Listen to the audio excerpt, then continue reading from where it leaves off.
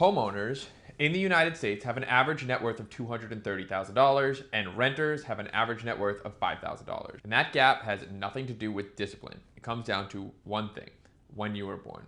And once you see that math, the whole just work harder boomerism argument completely falls apart. If you bought a house in 2012, home prices have more than doubled since then. Your down payment made you six figures at least while you slept. You didn't have to do anything. It just happened to you. And if you're buying a house now, you need a $114,000 average salary to afford the median house in the United States. But the average salary in the US is half that. So when someone who bought in 2012 or 2010 lectures you about financial discipline, they are not smarter than you. They just got a better deal. They were born earlier than you and they had an earlier advantage. And yes, I know the stat that I said at the beginning is subject to selection bias, but if you really need more evidence that economic mobility is getting harder, not easier, I encourage you to take a look at every other video that I've posted. And here's the part that I very rarely see get talked about.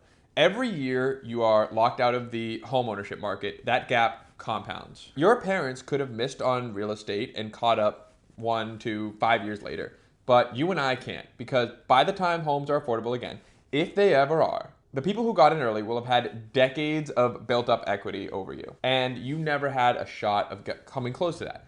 So your birth year has determined your wealth more than your work ethic or your discipline ever will. And no amount of skipped lattes and avocado toast is ever going to close that gap. That gap started opening and expanding before you were old enough to have a bank account. So how old were your parents when they bought their first home? My parents were exactly my age, and I want to see the range in the comments.